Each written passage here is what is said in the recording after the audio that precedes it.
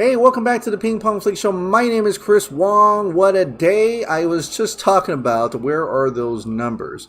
Yeah, we still haven't got those official numbers from Warner Media, but at least more third-party numbers are coming out now. There's some updates on certain numbers that we've reported before, and a new article from Bloomberg that talks big about the outcome, pretty much, of Zack Snyder's Justice League coming out on HBO Max. So more on that really soon. But before I get into anything, I have to thank my newest members of the Ping Pong Flix Show. Thank you so much to Green Posen, and oh, I love that thumbnail here. It says 2023, so I'm thinking you're talking about like a Batfleck movie or something. And then Melissa Hybert. It's either Hebert or Hybert. Please let me know down in the comments below how I should say that name. But thank you so much to you both for joining as members of the Ping Pong Flix Show. And thank you to all the subscribers and members as well. All right, well, let's get into the topics. The first topic of the day is not anything other than Thundercats. Thundercats, ho! So, Thundercats movie is revived with none other than Godzilla vs. Kong director Adam Wingard. Seriously, this guy, after Godzilla vs. Kong, it's like after Death Note, he's got a new, life in him. Like, it was like, okay, let's do more stuff. Well, I'm going to do Face Off 2, and then I'm going to do Thundercats now. Wow, that's amazing. Now, he did specifically say this is not going to be live action, as within this interview with Deadline, which first reported the news, Wingard made clear he is not interested in making a Cats-style live-action version of Thundercats, which would be creepy, and wants instead to take a CGI approach to the visuals that would embrace the 80s aesthetic of the original series. I don't want to reinvent the way they look, I want them to look like Thundercats. I want to do a movie you've never seen before, a hybrid CGI film that has a hyper-real look and somehow bridges the gap between cartoon and CGI. That's the starting point. Now that's interesting comments there. So I'm kind of wondering, a live-action Thundercats could it work with some CGI in a, if the cheetah in Wonder Woman 1984. Now, I'm one of those few that are like, I didn't mind the CGI on that. I thought that was not so bad. Of course, that was a nighttime setting, and so a daytime setting, you'll probably stand out. So being in nighttime, you can really hide the CGI a little bit. For Thundercats, hey, I think having it mostly CGI and making it look absolutely much more real, I'm wondering what he meant by that. Is he thinking about like Jon Favreau's technique for Jungle Book and The Lion King, like that it's so real that it's almost real? Or, how is that going to work out? But it's great to see that there's actually a Thundercats movie that is going to happen soon, and Adam Wingard is part of it. I haven't watched Godzilla vs. Kong, so I don't know what to think other than the movies he's directed before. But I'm getting really excited for Godzilla vs. Kong. It's everything I thought it was going to be, where it's like a monster smashing another monster and fighting, and monsters fighting here, kaiju's here, with minimal human stuff in it. Then I'm going to like Godzilla vs. Kong, and I think you guys as well. So Adam Wingard is now on another project called Thundercats. All right, but that's all. There's more things coming out that is not DC, and this time we're talking about Star Wars. Production begins soon on Obi Wan Kenobi, a special event series coming to Disney Plus. Here is your official cast. Hey, it's Han! It's Han from Fast and Furious. Ewan McGregor, Hayden Christensen, I can't say her name, I'm thinking Moses Ingram, Joe Edgerton, Bonnie P.S., Kumail Nanjiani, Indira Varma, Rupert Friend, Oshia Jackson Jr., another one from Godzilla King of the Monsters, Sung Kang, Simone Kessel, and Benny Safdie. Now I know a lot of these people, but not a lot of them. But definitely this is the one that, really I can't wait to see what that's about. Hayden Christensen and Ewan McGregor again on screen again as Obi Wan Kenobi and Darth Vader. It's like, or he'll probably be Darth Vader. Will he or will he not? Or will he be like, you're just we're going to see something of that. I wonder how that's going to come out for Obi Wan Kenobi. Joe Edgerton, now that's an interesting one, but then, we are reminded who Joe Edgerton is. He was Uncle Owen, and also Aunt Beryl here will appear in the Obi Wan Kenobi series. It's set 10 years after Revenge of the Sith. Are we getting a 10-year-old Luke? Maybe. So we may have a young Luke as well, and furthering the adventures of a prequel of the whole thing. So set in the past once again, right? So the other character, the one I couldn't really say the name, Moses Ingram, I want to say, says she'll play with lightsabers in the Obi-Wan Kenobi series. Director Deborah Chow previously teased that Inquisitors will appear. So definitely, that's exciting to see. That's the thing that, really missing from the newer movies, like not enough of. And the one thing that I'm always loving about Star Wars is the lightsaber. I'm always waiting to get to the lightsaber battles. That's the thing that really captures it for me, that brings the fantasy into the sci-fi. And if we can get more lightsaber battles in a Star Wars series, they've got some great ones, like, well, sort of, it's like lightsaber and dark saber, whatever. But in Mandalorian, if we can get some actual lightsaber battles within Obi-Wan Kenobi series, I think that would make definitely Star Wars fans happy everywhere. So looking forward to Obi-Wan Kenobi series. All right, well, let's get a little to another Disney property, and that's Marvel.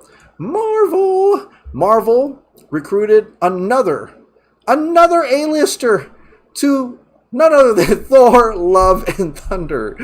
Okay, so they got Christian Bale, right? They got Christian Bale. Now they got Russell Crowe in Thor, Love, and Thunder. Oh my God, in a mysterious role. Seriously, they got Jor-El. We don't need him anymore, so they're going to throw him in Thor, Love, and Thunder. But this is Taika Waititi's movie. I'm not a big fan of Thor Ragnarok. If I want to watch Thor Ragnarok and anytime my kid plays it on, I kind of just cancel out that it's a Marvel movie. And if I look it through the eyes of like, okay, this is one of those like 80s science fiction movies, kind of like Flash Gordon or Ice Pirates or something like that, then I have an easier time, enjoying that movie, being it set outside of the Marvel Cinematic Universe. And it kind of is in a way. It's felt and tone and everything. It's kind of like its own thing. And so if Thor: Love and Thunder would capture that again, then and make you really believe that it's not part of the Marvel Cinematic Universe, then it could probably be its own kind of series here in space. And I think that's why they're trying to capture this. But definitely having A-lister actors coming on board, they seem pretty excited to play certain characters within Thor: Love and Thunder. So yeah, it's going to be weird. It's going to be interesting. But like I said, if you need to watch this, but you're still trying to capture that Thor Dark, not Thor Dark World, but Thor, the first Thor, and you're really wanting to like, you need to like kind of disconnect from the Marvel Cinematic Universe, I think, to enjoy it and think of it as like, it's kind of its own thing. You know what I mean? I don't know if I've explained that right. But to me, it's more like a Flash Gordon type of thing anyway. Not even part of the Marvel Cinematic Universe. But that's it for Marvel. That's all for that. Let's get into DC now. Now, this is kind of maybe controversial. Maybe. And I know you're yelling. You're yelling at me like, small screen. What are you talking about, Chris? So this... I'm not saying any of this is true. Not saying at all. But I want to have a conversation about, not Black Adam alone, but Dwayne "The Rock" Johnson when he came into DC, right? He came into DC for a very long time now, and he's finally getting to play. He came to DC around the same time Zack Snyder is starting, doing his Snyderverse as well. So, but Dwayne "The Rock" Johnson and the Garcias kind of are making their own universe on their own side with New Line Cinema, right? They got the Shazam going on, and then he started and they, got Henry Cavill on board, and they seem to have a long conversations like, this is what we want to do, this is what we want to do, and so on and so forth. To me, it seems like The Rock wants to do his own universe. Okay, so you got, and I kind of talked about this on one of my DCU Explained videos, where it's like there is the Snyderverse, There's the Hamadaverse. There's these little movies on the side, like what we call like DC Black, if you will, like Robert Pattinson's one and stuff like that, and Joker. And then you got like Dwayne "The Rock" Johnson kind of doing his Shazam-verse here. He wants to do his own universe on the side. So that's why I still feel, even more so now, especially when he announced that and they put a lot of money into the boards there, it almost seems like out of the realm of Warner Brothers' own plan. It's kind of like, okay, well, you do your own thing, and we're going to do our own thing. And so it's kind of like Shazam versus kind of its own thing, which is kind of cool because he is setting his own future, right? He's making his own future, he's making his own path, and he's creating his own universe on the side, that doesn't have anything to do with Flash and Aquaman 2 and stuff like that. Though he does say that, watch out, I'm the biggest thing in the DC. I'm going to make sure I'm the biggest thing, and I'm going to go take on the characters in Justice Society of America. But before he said Justice Society of America, he's always alluded to, even at DC Fandom, that watch out, Aquaman, Wonder Woman, Superman, Batman, I'm going to take you on, right? And so for these articles that come out, like both of them, Small Screen and Geekosity, I want to say, I don't know if it's true. I don't know if The Rock actually does want this to restore the Snyderverse as well, right? That is something that, I don't think anybody knows if that's really true or not. Everything at Warner Media is such, it seems like it's in turmoil. There are probably execs that love the Snyderverse, there are execs that hate the Snyderverse and things like that. And we're all searching, we're all trying to grasp for something, some type of semblance, some type of response after the success, what I believe is a success, and others as well, of Zack Snyder's Justice League on HBO Max. Like, where is it? Where are the numbers? That's where we're always looking around on Twitter and stuff like that to find out the numbers. Now, what does that mean for The Rock, though? Well, The Rock, to me, feels like the kind of guy who really just chases after success more than anything. Like, he will go towards something that's very successful. I mean, after Avengers Endgame, he called up, he says, I'm going to call up Kevin Feige, right? He's like, I'm going to call up Kevin Feige and do some stuff on Marvel, because he realized, he sees that's success.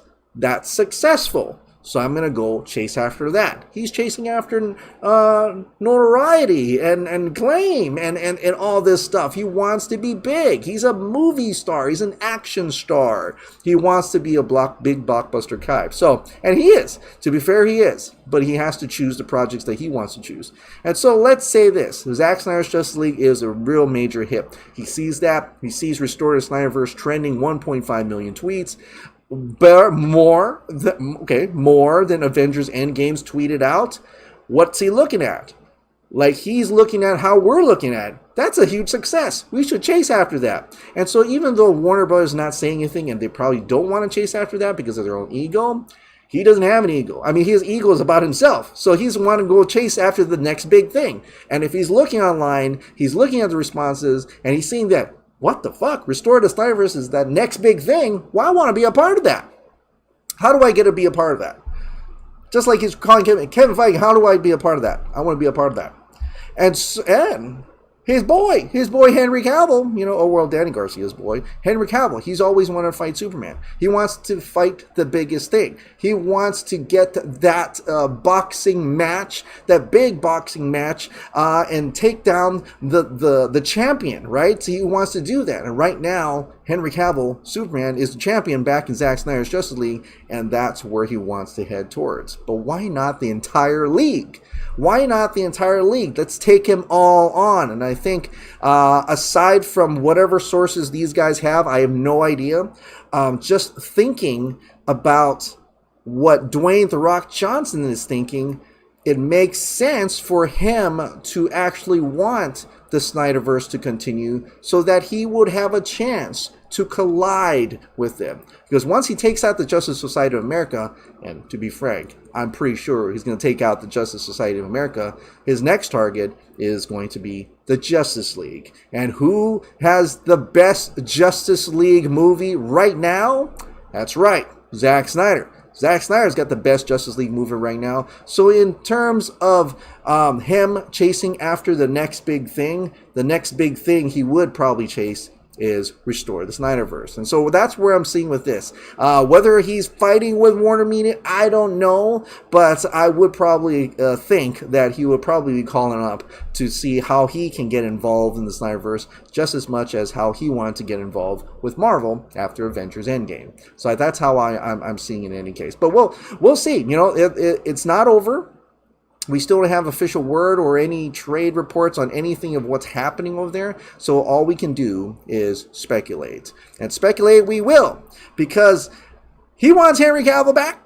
We want Henry Cavill back. The funny thing is that Superman's arc was going to end in Justice League 3, right? His arc was going to end, but it could also be a new beginning for him, right? He's got his arc, but it turns him into Superman. Because I'm going to pull this up. This quote is from Cinema Blend, and it's regards to Henry Cavill's Superman in Justice League. So this quote here is from Zack Snyder. He says this: "The thing that's cool, that I've talked about quite a bit, is that in the two movies that were to follow this movie, you basically have the fall of Earth, and Superman is the main villain of that movie.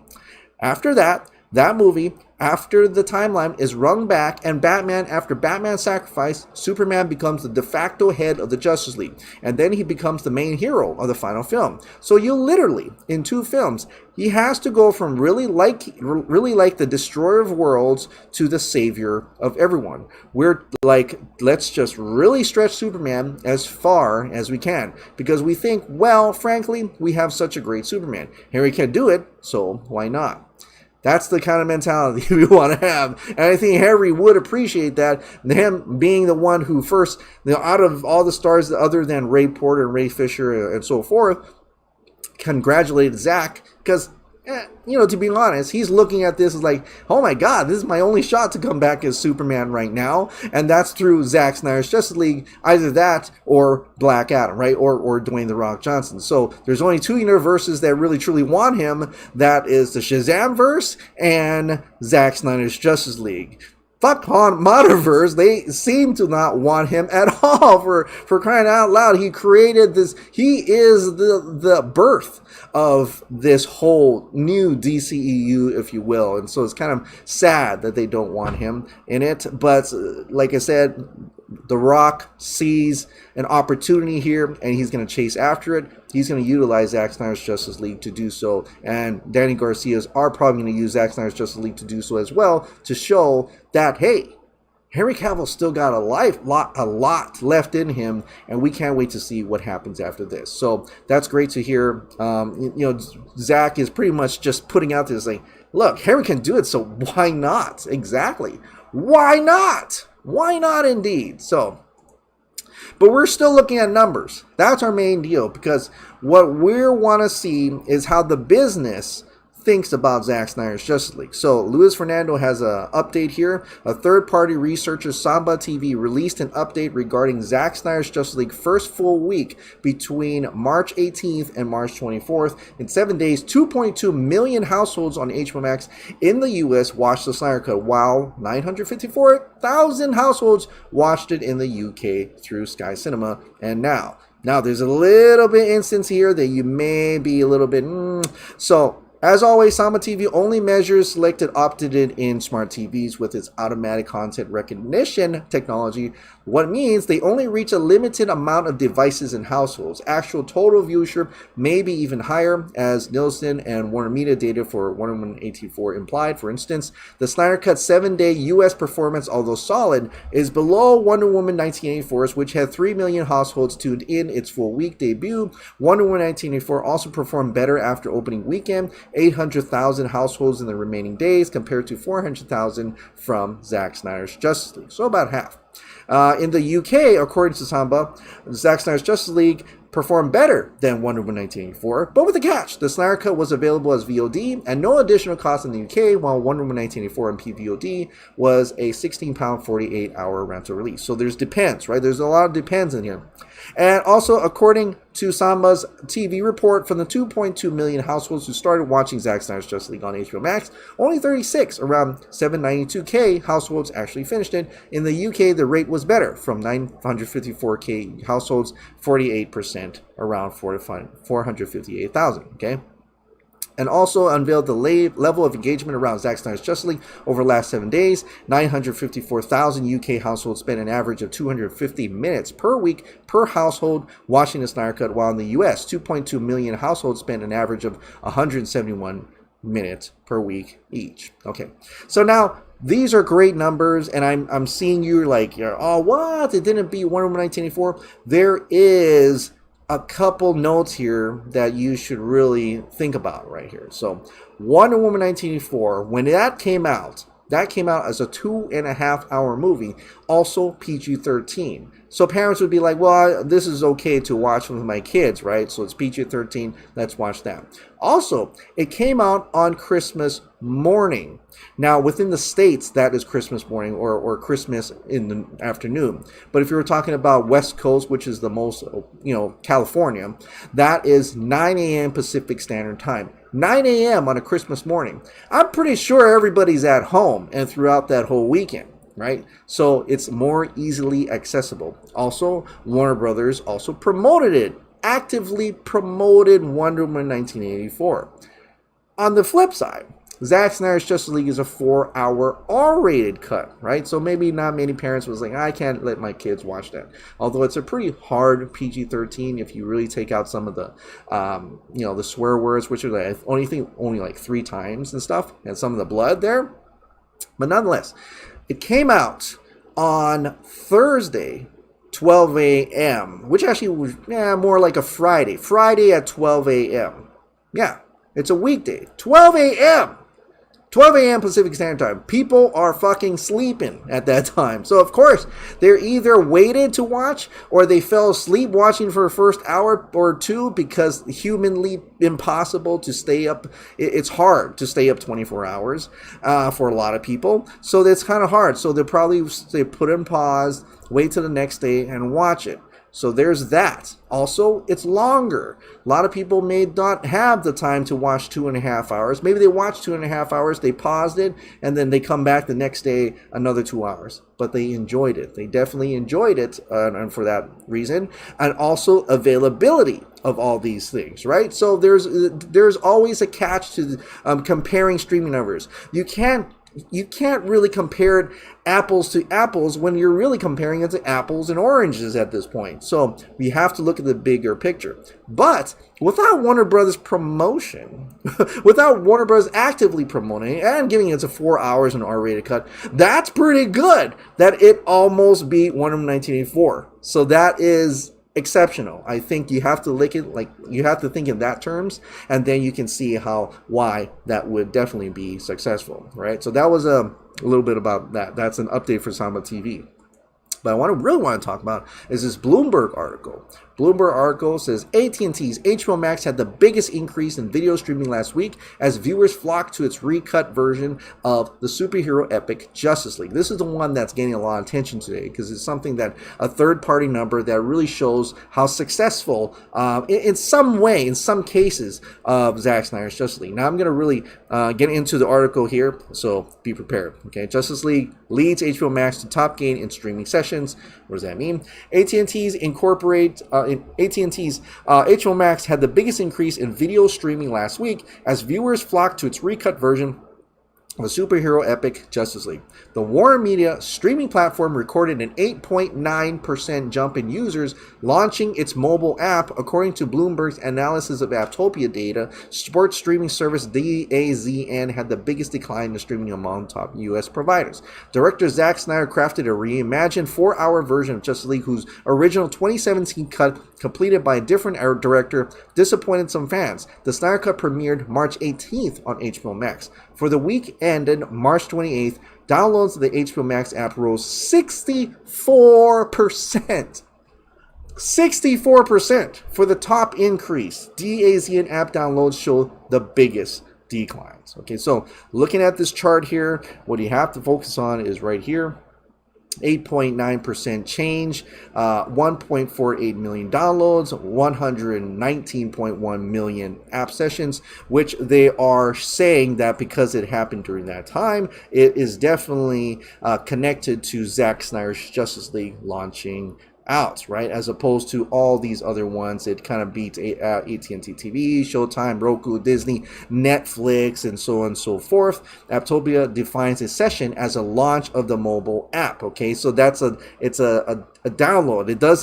It doesn't include HBO Max subscription, so we don't know how many people subscribe to HBO Max. The only people who probably know that is, well, HBO Max. So that's something you have to really be careful about these numbers. But just showing that there is a level of engagement when Zack Snyder's Justice League came out. That level of engagement is the kind of numbers that everybody wants to see, that we want to see, right? So those types of numbers, but we want to know more. I mean, we want to know how much HBO Max increased, how much subscriptions, how many people stayed, and stuff like that. So it's definitely we're still looking for those what we call quote unquote official numbers in any case. And I think maybe the investors, quarter one investors, will do that, and other third party numbers will start to come in until we actually get those get to that portion. But right now, this is a huge win, right? 64%, right? Downloads of the HBO Max app rose 64% for the top increase, 8.9% change, and that is amazing. That is huge. And I think this is at least some reason to celebrate here and look at that and say, yeah, Zack Snyder's Justice League was a success. Like if they were subscribed already, they didn't re-download or something HBO Max until possibly for the weekend of March 28th just to watch Zack Snyder's Justice League. Or that could also mean that a big portion of that also subscribed as well. So we won't know until HBO Max says so. But I think this is a big win. This is something that I am really excited about. It's huge. It's the kind of headline and article to get us really like our blood's pumping and we're like, and Sarnoff, are you seeing this shit?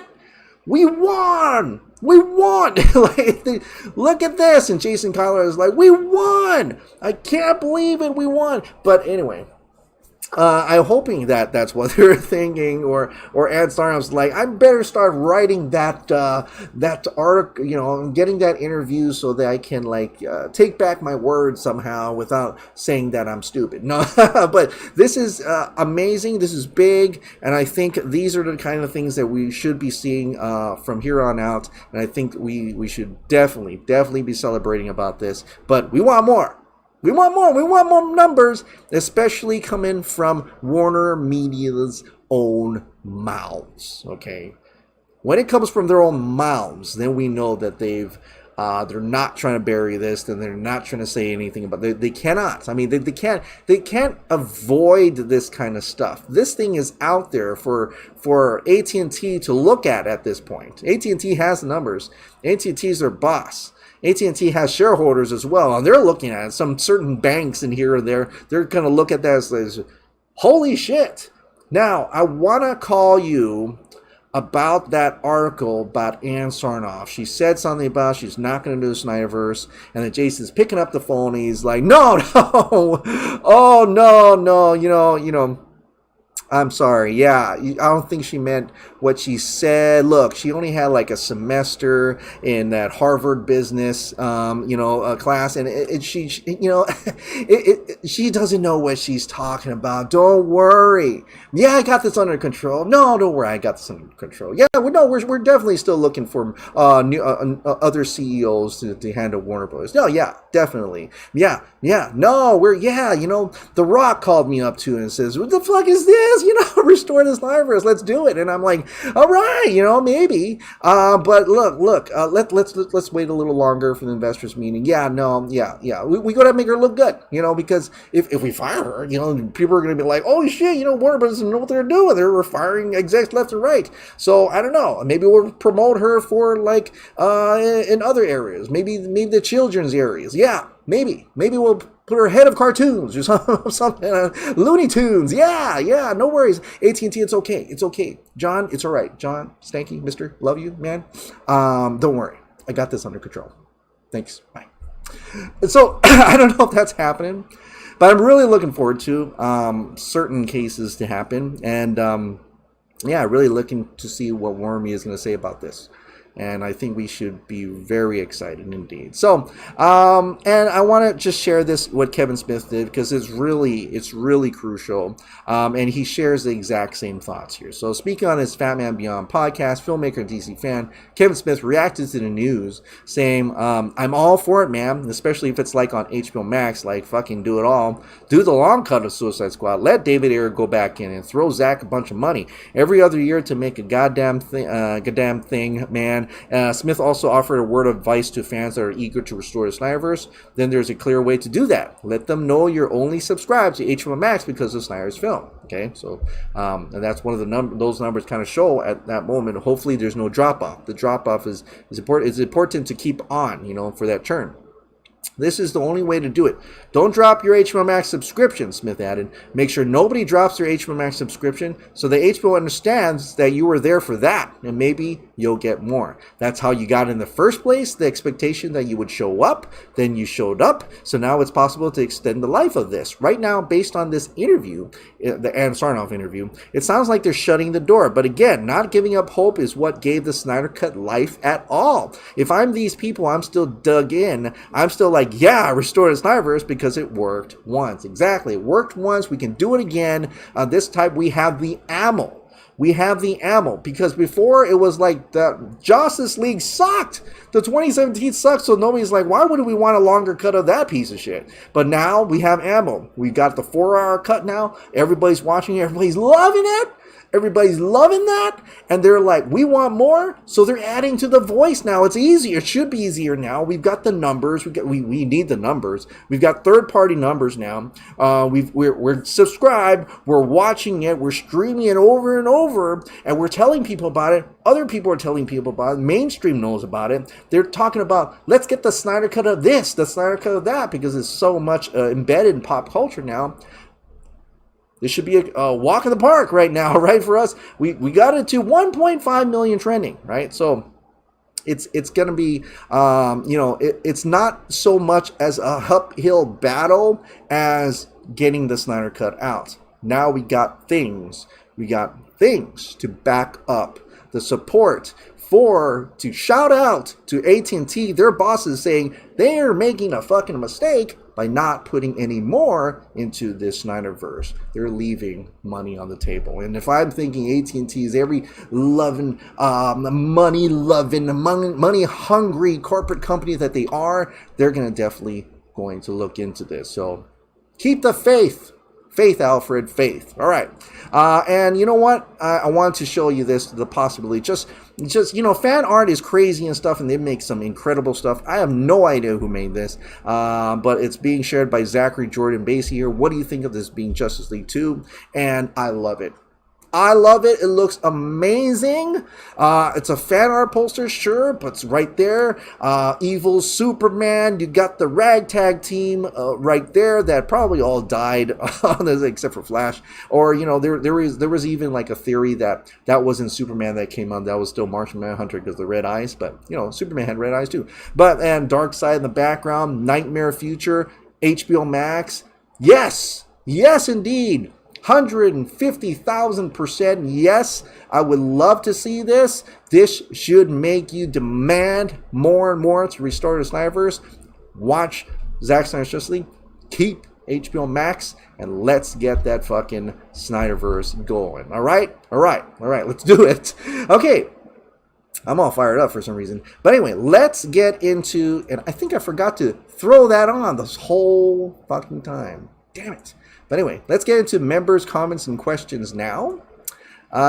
Starting with Manu Del Peck, potentially having a little additional photography last minute for The Flash, including Pattinson, which isn't that uncommon. That will be a little different than Zack getting to shoot his nightmare scene. Yeah, it's not uncommon. True. True. So there could be definitely ways to do it. There's always ways to do it. I mean, they had additional photography. I don't know if they had additional photography, but they threw in like Flash, in a way, taking out Captain Boomerang in that sense. So it's possible. I can understand why Zack Snyder and DC fans are frustrated with Warner Bros. And would even go to lengths to boycotting the studio, but trashing it's over projects like with Godzilla vs. Kong with negative fake comments and reviews without even seeing the movies out of order. That's just going too far in my opinion. I'm looking for Godzilla and Kong go at it toe-to-toe and having heard nothing but praise for its effects. Also, can't wait to see shots of Dwayne Johnson and the rest of his cast in Black Adam. By the way, still sitting on the fence with the Suicide Squad trailer. It looks like Warner Brothers is finally getting its own Deadpool that Hamada and the suits hope for. Guess we'll have to wait and see. And yeah, I mean, those fake comments and reviews are on IMDb, which anybody can just log in and do. It's easy. Also, there was an article, I forgot to share it, but IMDb did take out those reviews as well. And it's really only like a handful. So I think that story was really taken out of proportion because of some verifieds trying to prove their case that they also, who don't like Zack Snyder and Zack Snyder's Justice League anyway, and they're trying to call us toxic. So, but IMDb already took them out, so no problem. I think Mikey Sutton doesn't have the best track record, but he claims that HBO Max is ecstatic with the numbers and is all in for the Snyderverse. And I hope they are ecstatic for the Snyderverse. Like I said, I have no idea if they have best track records and stuff like that, and sources, whatnot. But the idea that they are ecstatic should be compelling. I think I feel great about if that's the case. And I feel like it is more likely the case because they said yes the first time around and seeing that they said yes the first time around and gave $70 million to Zack Snyder, you think they want something back from that, like a successful launch? Like, who would throw in $70 million and says, you know what, I can't wait for this to be a cul-de-sac, right? We're going to throw $70 million at you, and we said yes to that, and with the idea that there's nothing more after this. No, I think they think that if it's big and possibly bigger than anybody's ever expected, that they'll probably say, you know what, that was a great investment. That was a great investment. How can we reinvest into that property so we can make more money? That's what investment is. Investment is not throwing in a bank. Throwing in a bank, you're just saving. Investing is throwing money at something so that thing could make more money for you. And that would be the case for this. I think a lot of companies, not only they invest in something to get a return, they want to invest in something so they can get more from not just a return of that whatever they put out, but more from it. They want to double it, triple it, in some sort of fashion. So that's why I hope they're ecstatic. I really am. And they should be. They absolutely have the numbers. My thoughts on why they're holding back is because they are trying to pull together a plan to let the fans know what's happening next, and that it will be on HBO Max. I hope so. I reckon next week at some point, and Zack will be full steam ahead. Warner Bros. Execs are the ones holding the numbers back, 100%. And that's likely because they don't want to eclipse whatever they're doing over the Snyderverse. Their plan. Hey, WB, in a world of Bewitch's 20th reboot and Transformers Part 30... Part 30. Why can't we get the sequel that is actually worth making? Release and embrace the numbers. Chris, you nailed it on the head. Snyder fans are giving other DC movies and Warner Bros. Movies in general negative reviews purely out of spite due to the Ann Sarnoff drama. While I myself am a Snyder fan, this is the wrong thing to do because it gives us credibility to Sarnoff calling us toxic. Exactly. Don't prove them right. In addition to the same people are spamming Restore the Snyderverse and posts that are completely unrelated and making us look extremely petty. I believe in continuing supporting the Snyderverse, but this is not the way. GVK specifically is getting 1 out of 10 fan reviews from people who haven't seen it yet, which are on IMDb. Absolutely. This is a film both of us are obviously looking forward to. We are emotional right now, rightfully so, but I can't stress enough that this is just unacceptable. Please, anybody reading this, continue to tweet, post, Restore the Snyderverse, but in a respectful and productive manner. On a separate topic, will BVS Remastered ever get a Blu-ray release? It is. I understand Zack Snyder's Justice League Physical will be a combo pack of both Blu-ray and 4K, so why not the same for BVS? Not everyone can afford a 4K Blu player yet, specifically. Oh, I'm seeing. Oh, that's right. You're in. You're gonna have the 4K. Yeah, I don't know. I don't know if that's gonna happen. Specifically, myself. One final topic in regards to McFarlane toys. There are some variants coming as well. Blue Suit Superman is Target exclusive. Unmasked Batman is Entertainment Earth. Face Shield Cyborg's Walmart, and finally fully armored Darkseid will be San Diego Comic Con. Oh, cool! So more toys are on the way. That's great. I was thinking like all the merchandising had stopped for some reason. I wonder what comic book movie gets the Golden Tomato for 2021. I mean, we're still not. Wait, is there any other movie coming out? I mean, like Suicide Squad will probably come out, and there's some Marvel stuff, I think. Or wait, no, were they all delayed? I forget already. Oh, Black Widow? I don't know. So never know. I mean, if they all score less than 73% right now, then they could. Then Zack Snyder's Justice League could definitely win it. But there's still more out there, so whatever. If they're gonna highlight the multiverse in the Flash film, maybe I don't know. They ought to put their money where their mouths are and restore the Snyderverse. Hey Chris, I believe we are still too early to ask for more Zack Snyder's Justice League. Warner Bros., HBO Max, and Warner Media is going to look at their Godzilla vs. Kong and other movie results before making a move announcement on any future Zack Snyder possible projects. I believe when they compare all their entire movie series, they will come to their senses, or at least, let's hope. Exactly, let's hope. I personally love Michael Fassbender as a Snyderverse Scott-Free, also known as Mr. Miracle. It'd be a nice inside joke if Scott said something like, "We'll fight in the shade." Gina Carano as Big Barda, of course. David Harbour as Orion. Oh, David Harbour, yeah. Perfect head and face for Darkseid's son plus Hellboy. Ian McShane as High Father. Dame Judi Dench as Granny Goodness. I forget what other new gods have yet to be introduced aside from Sophia Boutella as Grail, of course. My theory about Luthor's use of superhero logos is that in the comics, after the death of Superman, Luthor puts together a team of superheroes that work for him. So I'd say it's something he's going for. And now, God's bend to my will. Could be. In response to someone asking how Arthur knew the League was in a tunnel under the harbor, Aquaman can talk to fish. He could easily have tracked Steppenwolf using aquatic animals as his snitches and spies. Yeah. He says, "Hey, Nemo, what's happened over there in Gotham Harbor? There's something going on. There's something going on, Arthur. I think I saw a giant bat coming down, and that was weird. It was a giant bat. Oh, that's that Bruce fella. I'm going to go check him out." Check that out. Considering how they need a mother box in a nightmare future to create the cosmic treadmill, they clearly aren't destroyed per se. I'd say Desaad is being a little dramatic with his line, referring to how they were disabled in part because they fear Superman. Yeah, I think so. That's still something that we're still trying to consider here. Yeah. Disabled, but he says destroyed though. But I don't know, maybe something. Maybe he just thought they were destroyed, right? There's perception, is key. Hey Chris, I just finished watching Green Lantern and I was wondering what was wrong with this movie. I thought it was good and Ryan did a good job portraying Hal Jordan. I didn't see anything wrong with it. Martin Campbell, who directed James Gunn, directed this movie. I'm surprised they didn't do a Green Lantern 2 and 3. Greg Berlanti, who produced this movie, I didn't see Jeff Johns' name anywhere in this movie unless I missed it, but all in all, it was a good movie. What did you think of this movie? I actually enjoyed the movie. Like, I'm watching it again, and I don't remember ever not liking it. I thought it was decent. It was okay. And I really thought they were going to make 2 and 3 because, or at least 2 because Sinestro, right? And Ryan did a good job with it. The only thing I didn't like about it was the smoky villain. Like, it's always, and I think I was just getting tired of just, why is it always a smoky, giant smoke monster type of deal? And in a way, it's my own expectations of, hey, maybe the other Green Lanterns could show up and help fight that. But then it was all about him doing what he needed to do, overcoming his own fear, so that made sense. So to me, I thought it was okay. I thought it was something that I could definitely watch again. So sometimes fandoms, they go an extreme, Sometimes they really hate it and they really love it, but there's nothing in between.